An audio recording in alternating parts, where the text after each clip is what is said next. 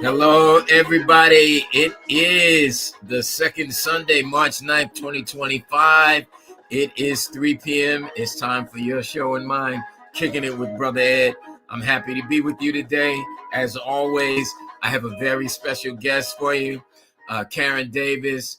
She's done quite a bit. You're going to hear about it. She's an activist in the arena of domestic violence. She's written 2 poetry books. She has her own online business. She's about it, man. And she's doing things in spite of all of those challenges. Again, we're going to hear all about it.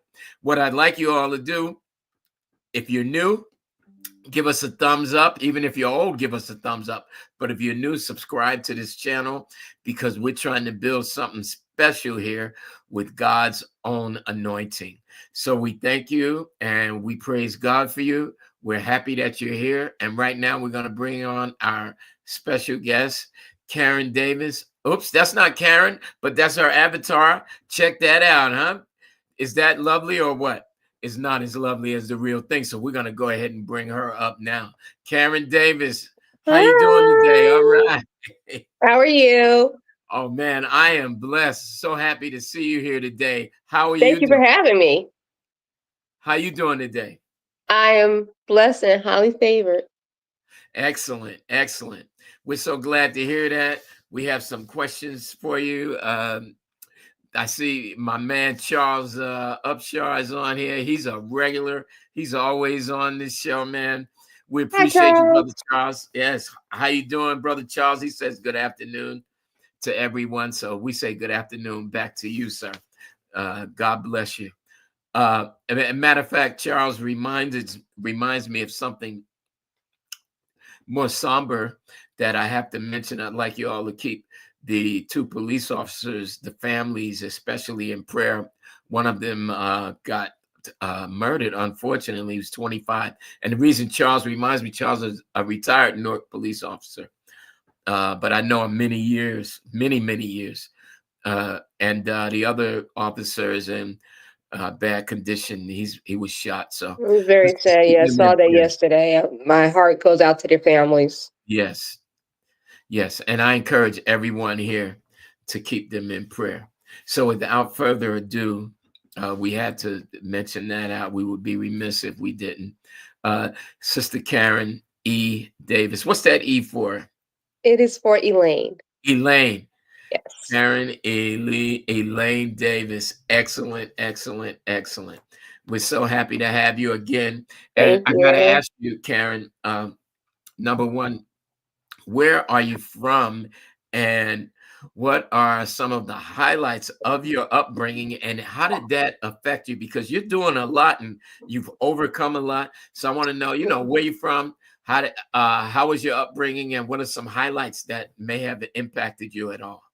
Okay, well, I was born in Summit, New Jersey before my parents moved to Plainfield, New Jersey. But after their divorce, my dad was in Summit, my mom was here in Plainfield. So I grew up between Plainfield and Summit. It was pretty good. Was it the best childhood? No, but it wasn't the worst either. I was a very active kid, very creative. I had a very supportive mom. My mother was the best. She's no longer here with us, but she was the best mom anyone could ask for. Um, she was a caretaker. She did nursing at Muhlenberg Hospital when it was here in Plainfield. She was just someone I could look up to and gather strength from. Because she was a single parent herself, and back then it was a lot. I think it was a lot harder. But she was just supportive. She Why was do you my say it rock. was harder?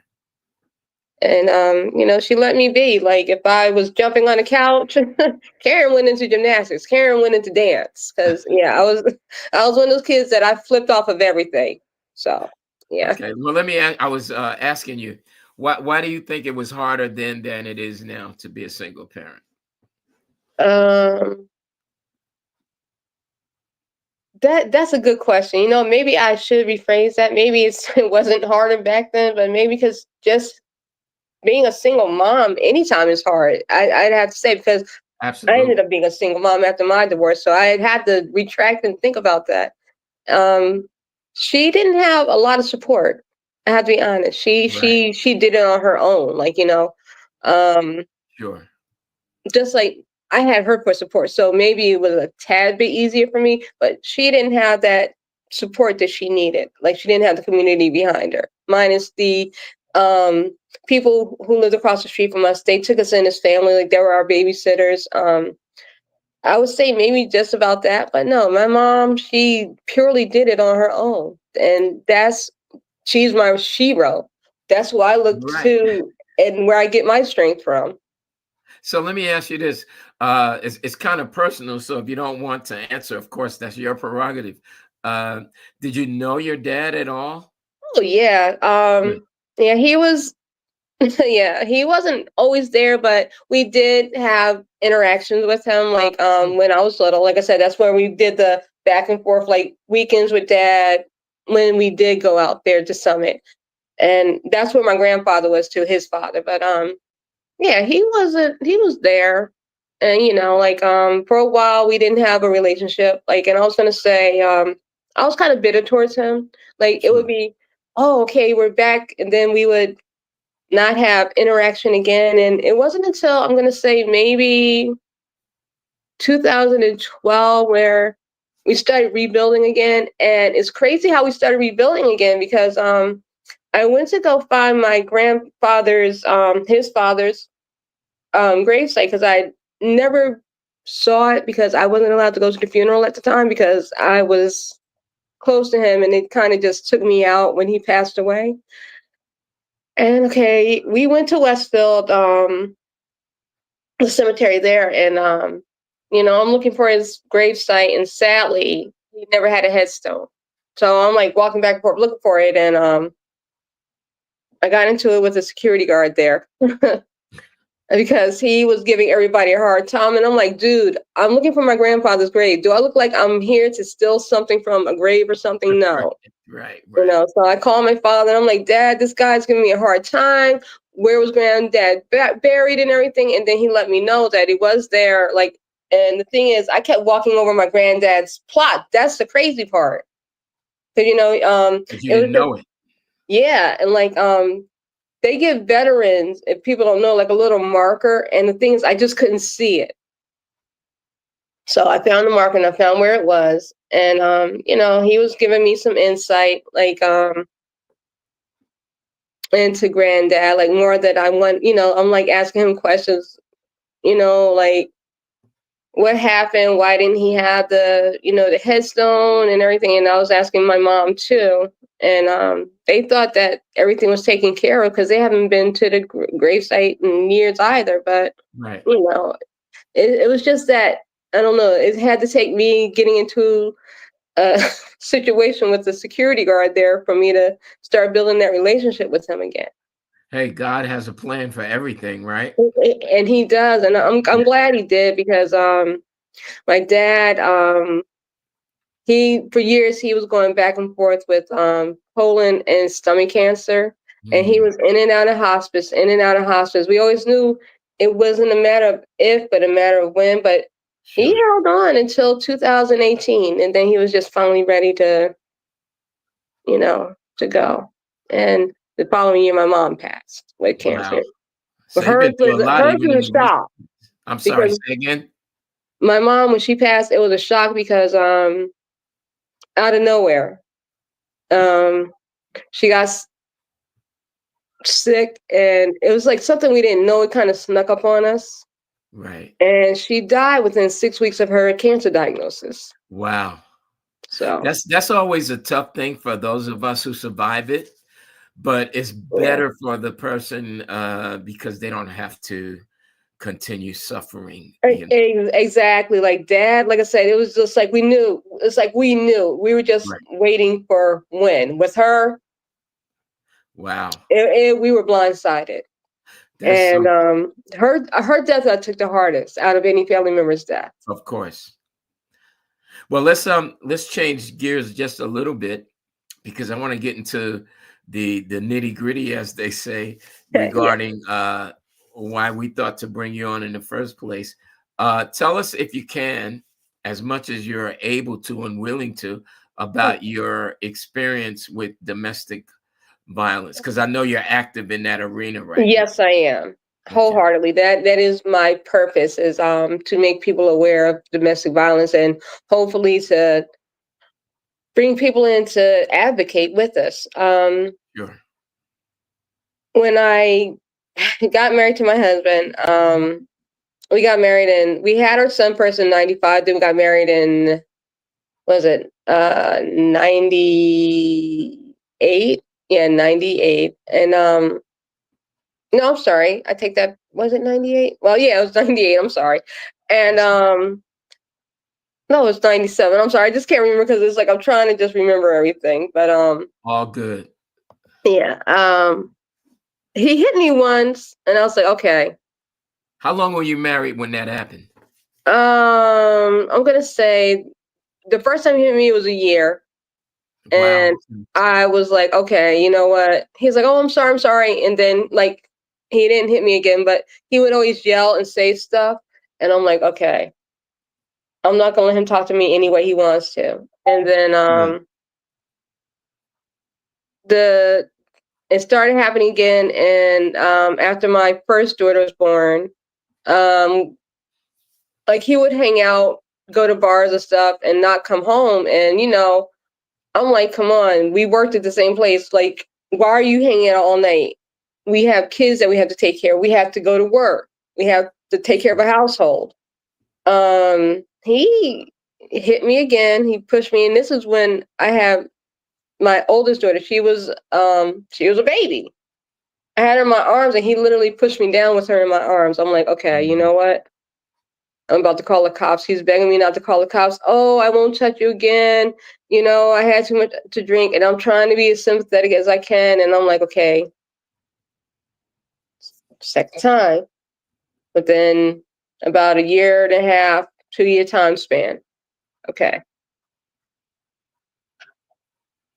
Okay. He hasn't touched me in a while, but it wasn't until I was pregnant with my youngest daughter that that's when the real abuse started. And I'm going to say that was in 2001. And I would say, let's see, I was about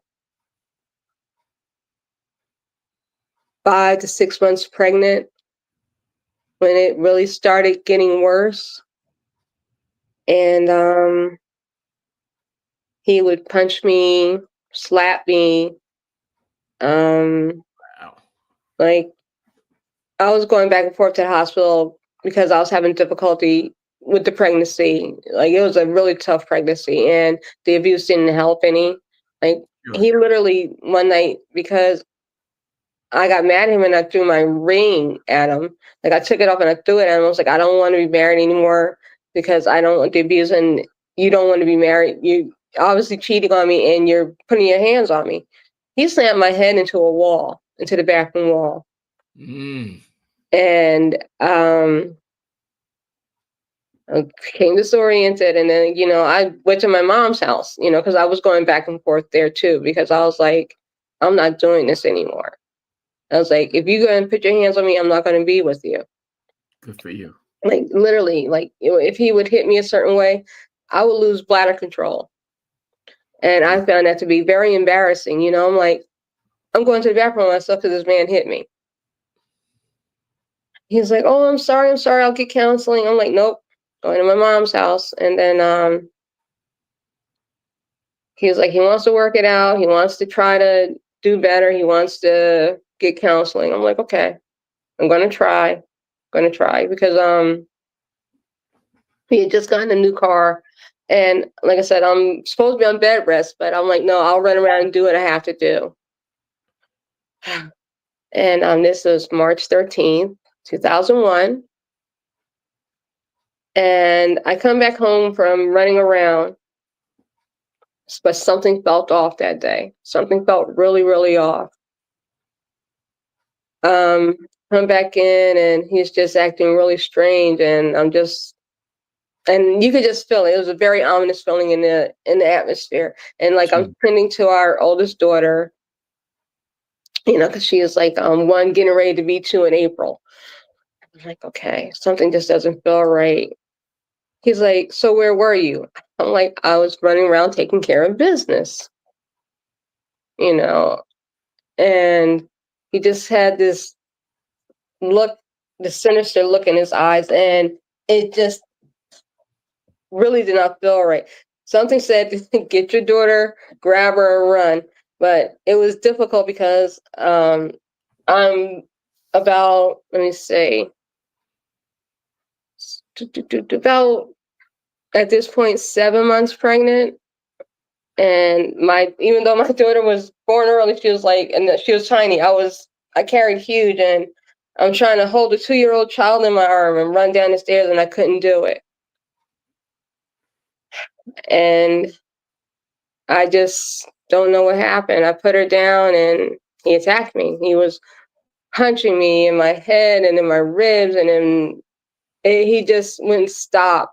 I put my arm up like this to protect my head, and I don't know what he did to it, but I have nerve damage all in this arm. Thank God, I right on my left. But yeah,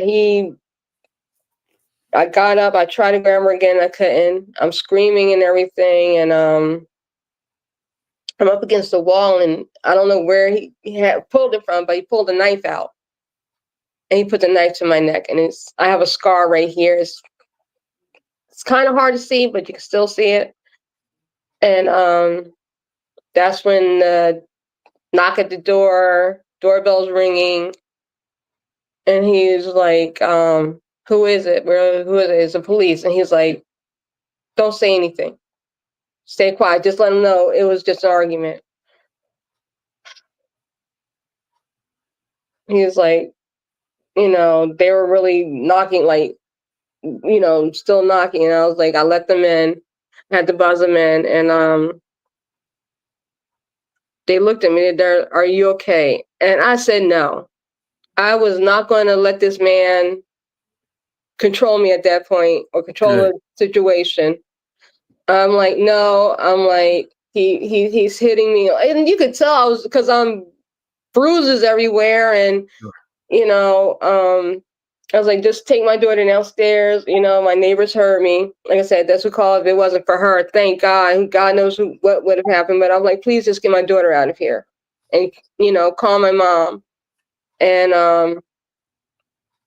they're like, "What's going on? What's going on?" And I'm telling them what's going on. He's trying to say nothing, and I'm like, dude's hands are like, you know, blood on them and everything.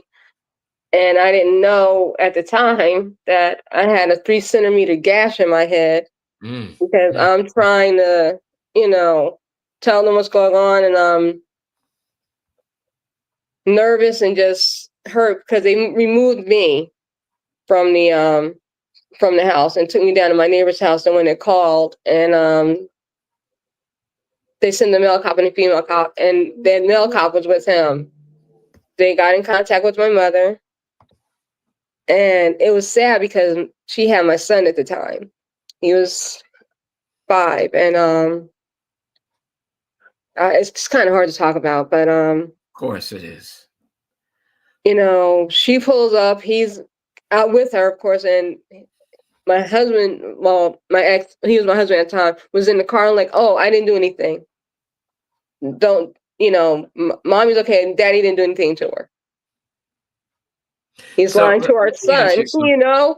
and I'm like, this is what, my mother told me that he said to our son, and I'm like, mm-mm, How absolutely old not. was your son at that time? He was about 5. Okay. My mom had picked him up from aftercare, and they had to get me to the hospital because it was bad enough. Like, I was already having issues trying not to have my daughter, because I was like, with all the stress I was going through, like, they had to try to stop me from delivering early 2 to 3 times. And at this point, I was like, if she comes, God forbid, like, I don't know what's going on. But they got me to the meal. Of course, it was Muhlenberg because that's where I had to go at the time. But yeah, they had to give me not stitches, but staples in my scalp. Wow. They thought my ribs were broken. Thank God they weren't. Um, I'm trying to think. Yeah, they gave me the same medicine they gave me before, so she wouldn't come. My arm was not broken or fractured or anything, but it definitely was sprained and like literally it was swollen and bruised up from me trying to protect my head. Um, it was just horrifying Of because course. like the police still had to come and get my statement and everything. They were like, "What do you want to do?" I was saying, "I'm pressing charges," Good. and You find that a lot of women back off of that? That's what I've heard. yeah, and they do, and I get because they're fearful or they Sure. blame themselves and they shouldn't blame themselves. They're like, well, what did I do wrong? You didn't do anything wrong. And that's what I want them to understand. Like, it's not you, it's your abuser, Right. and they're like, well, we could grant you a temporary restraining order. Yeah, let's go with it. And he had the audacity to call my mom's house to find out what's going on. Like somehow he got a second phone call. I don't know who gave it to him, but I'm like, he's a what I call a professor BSer. He's a good bullshitter. Just Right, excuse my right, language, but right. he probably manipulated somebody into giving him a second phone call. But then I was like, I called the police right back and said, yo, he's not supposed to be calling me. You But know, Karen, let me ask you a few questions about this. sure. Again, this is rough stuff. I mean, I thank you for sharing because I know this is helping somebody, and it's educating people like me even further. But is he still around? And are you in communication with him? Are your children in communication with him? No, they decided like, and I'm the type of person. I'm like, you know what? It's up to you. I will leave it up to you because that's how my mother was. She raised us not to hate our father, but to have a choice to do it. Because there was a stipulation in the restraining order, which I still have in place, and I'm not going to take it away. Good. That at the time, that if he was going to visit the kids, they had to be supervised by my mother, and he didn't want to play by the rules.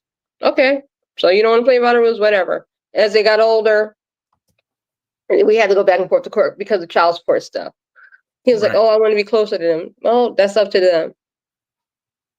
My son tried, but he's such an inconsistent person, and it's everything has to be on his terms. And my daughters want nothing to do with him, and now my son wants nothing to do with him because he's inconsistent, and he's like I said, it's either his way or the highway. So my kids are like, bye, Highway. and I'm not mad at them for that. Like I said, because Right. I gave them the choice to do it themselves, and they're fine without him. They really are, and I'm not mad at them for that because they made the decision on their own to see him for who he is. Right. Like I didn't, I let them know what was going on. I'm brutally honest about a lot of stuff. I don't hide stuff from them, and it hurt them too, to know what I went through. Sure. But I had to let them know this is why we're not together, and this is the type of person he is. This is what happened between us. Is he still drinking? I'm assuming so because I'm going to say a few years ago they were having the concert in Cedarbrook Park, and he reached out to me through social media, and he was like, "Oh, what's wrong with such and such? I'm trying to get in contact with them, and they have an attitude towards me. What do you want me to do about it?" And Right. my son said, "Mom, he called me. He sounded drunk. He's like, I wasn't going to go talk to him," and I applaud him for that.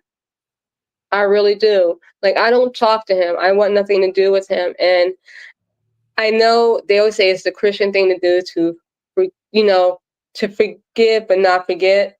Right. And my philosophy is I'm one of those people I don't forget stuff. And the more I think about it, when I feel a scar in my head, when I get the scar on my neck, or if I have a nightmare or a trigger,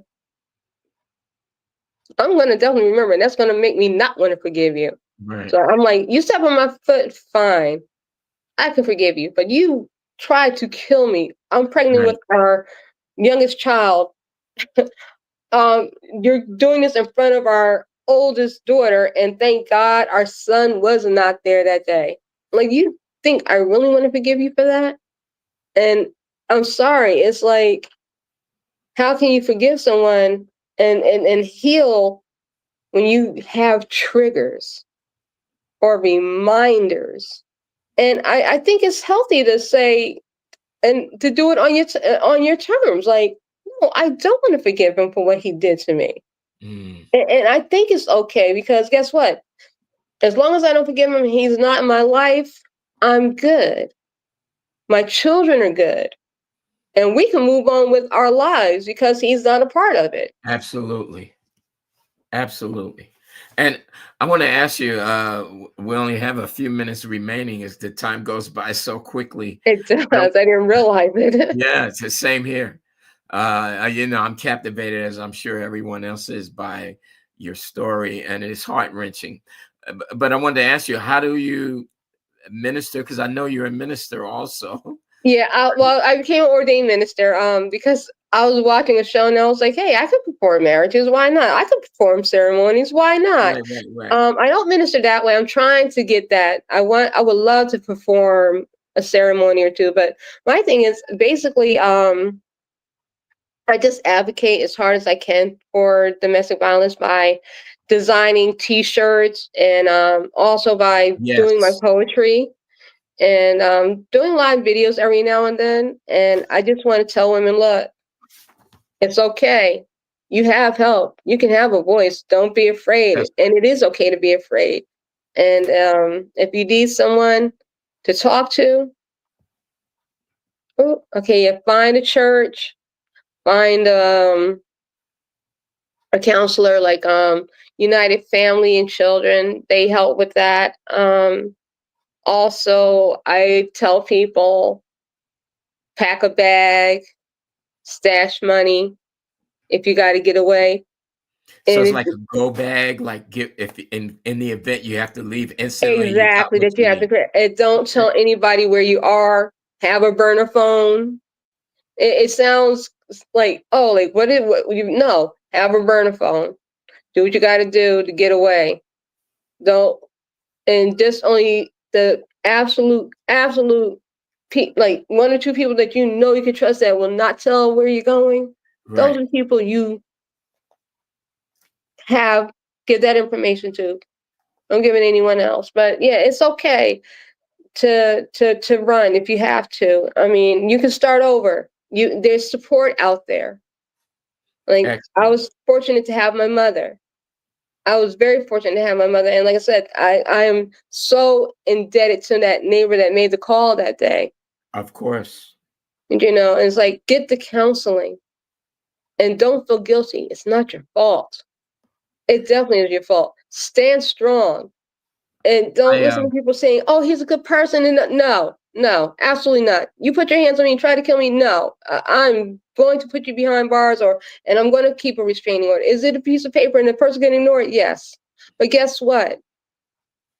You can run, you can hide, you can start over. It's okay. There's help out there. There is Yeah. definitely help out there. Like, And I believe in the words of Maya Angelou, who said, when somebody tells you who they really are, believe them the first time. she was so right with that, Yes, she was. and I'm just glad that I could say I went from victims to survivor, which is, by the way, Amen. one of my shirts, and that logo that you showed, that is one of my shirts that I designed, and I actually wrote a poem too for Domestic Violence Month. I read it at Queen City Coffee Roasters when they have their open mics every month, and I did that during Domestic Violence Month, and I had such tremendous support from there. That group of people, they're just so wonderful. They So I really know are. we're going to have to bring you back on Domestic Violence Month, and we're going to have to do an hour-long program because you have a lot to offer. We want to hear those poems. We want to show more of your products. I've been flashing a few Oh, of thank you. I them up on the appreciate screen. that. Yeah, there's a button right there. Yeah, that's one of the buttons that I Victim to made. Survivor, that's the one you were just speaking of, yeah. Right. And we're going to feature those, but we encourage everybody out there to get some of these products. You can certainly write to us, or you can reach Karen directly. How about if you, Karen, gave us your website? How can people reach your website? Let me see. I did text it to you, but Yes. I'm just trying to figure out, like, because I'm new to it, because, I'm just opening it up. But I am on Printify, and it is called Speak to My Soul to Speak, and that's Speak, and then the Number letter 2, right? two, My Soul, and it's on Printify. But if they follow me on social media, I have 2 Instagrams, but the one I'm on most is on Spoken Lyric 2, Spoken Lyric Cafe 2, and then on Facebook is Karen Elaine Davis, and then they'll have Soul Angel after my name, which is my stage name when I do my poetry. Excellent. And we're gonna make the entire website, the whole website. I know they could find you from this though, but the entire website, we're gonna make that available. And Yes, we can make it if people want available. to reach out to us, they can. And we're kicking it with Brother Ed at yahoo.com. If you just call us kicking with a G at the end of the word kicking, kicking it with Brother Ed, we will make sure you get the information you need. But Thank we got to you. change gears a little bit, Karen. Thank you so much. I can't You're wait till we welcome. do this hour-long program in October. We're gonna do so much more. We're gonna switch gears, and we're gonna go to Jacqueline Wedderburn, who has a part 2 of the Black History Month. Black History Month is over.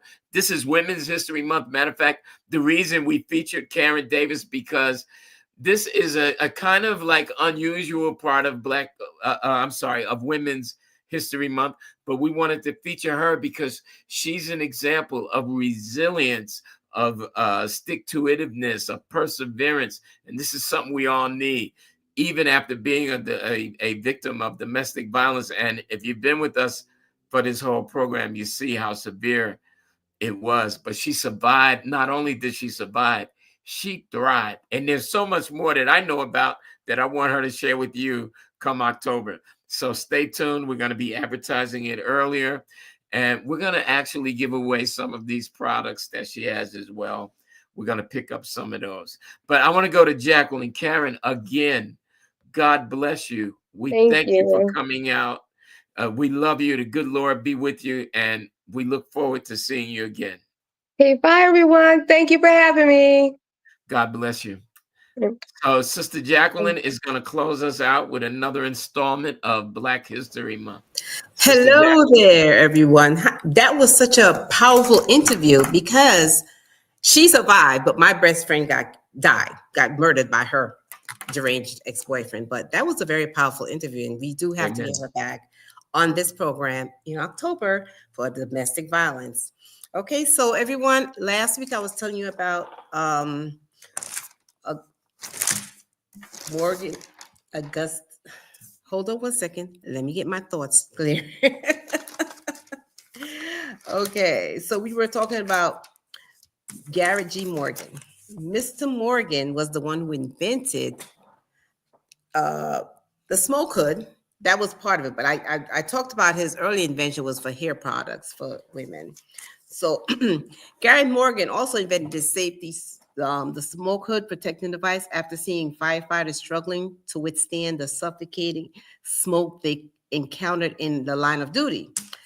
This pattern was 1912. He founded a company called the National Safety Device Company. In 1914, it was marketed. He was able to sell his invention around the country. What helped him was he had to hire white actors to act like it was their invention, because at that time, at that turn of the century, Black people weren't able to sell their products. And also, when he went to demonstrate the device, He sometimes disguised himself as someone called the Big Chief Mason. He had many successful demonstrations, right? Chief Stickle of the Cleveland Fire Department found the smoke hood very useful. He recommended purchasing them for the fire department. The Morgan smoke hood was a success. It was not limited to the fire department. Hospitals, asylums, and the ammonia factory that made ammonia also used those hoods because it protected the workers from inhaling the fumes. The smoke hood was awarded a gold medal, a gold medal, Mm. 2 years later by the Invention Association of Fire Chiefs. Morgan's safety hood was used to save many lives during the period of its use. He later in life, adapted an airbag that could actually give you 15 minutes of air blowing into it, which is what we use on the airplanes. It's called a PBE, a protective breathing device equipment. So when you put it on your head, you have two canister and you pull it and air comes in there, but it only lasts for 15 minutes. So you can fight whatever fire you're fighting and then it'll go down. And that hood actually saved lives in the when they had the explosion in July 24th, 1916, the tunnel explosion in Cleveland. After seeing his demonstration, one of the guys that was there actually got contacted. The rescue team saw him and contacted him and said, "Oh, we would love you to try and come and use your safety hood to see if we can save the other guys that's in the tunnel, because 2 person already went in and they actually did not survive. They never came out." So he came out the house that night. Him and his brother, they brought 4 hoods with them and went into the tunnel along with 2 volunteers and succeeded in pulling out 2 men from the previous escape attempt that never came out, that was trapped. Morgan personally himself made 4 trips into the tunnel, and his health was affected for years from the fumes. Cleveland newspaper and city official initially ignored Morgan, and they ignored him because he was Black, of course. They ignored him, and he played a major role in saving these men's life, right? It took years for the city to recognize his contribution. The mayor, Harris L. Davis, failed to put Garrett Morgan's name on the list of recommended heroes. City official requested the Carnegie Hero Fund Commission to issue medals to several of the men involved in the rescue, but they excluded Morgan from their list. He believed that the mission was racially motivated, and it was confirmed by Victor M. Sincere of the Bailey Company in his statement to the Citizens Award Committee. He wrote, "Your deed should serve to help break down the shafts of prejudice with which you struggle, and is sure to be the beacon of light for those that follow you in the battles of life."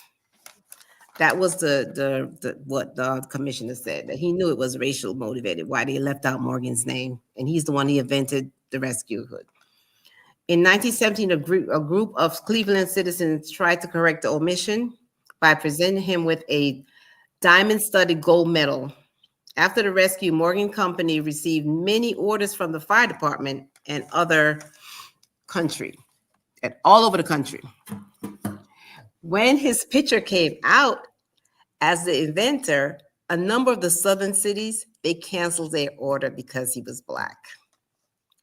In Morgan's own word, he said, "I had but a little schooling, but I'm graduate from the School of Hard Knocks and Cruel Treatment. I have personally saved 9 lives." He was also given a medal from the International Association of Fire Engineers, which made him an honorable member. Morgan designed also, if no one knew, a traffic signal in 1923. after witnessing a very horrific accident in the intersection. If any of you watched the old movies back in the black and white era, you see the stop sign with the hands and the go sign. He's the one who invented that. He eventually sold the rights to General Electric for $40,000. Now, there is more I would like to tell you about Morgan, but I'll have to continue this on the next segment. I will tell you what they did in his honor and how he became known, because obviously no one knew about this man. So if you tune in the next time we are on, which is the last Sunday, second and fourth Sunday, you'll be able to hear about everything that they did for him and what they have done in his life and what he has done. So that will wrap up my second segment of the Gary A. Morgan invention. Thank you, guys. Give us a thumbs up and tune in again. Have a wonderful Sunday evening. Bye.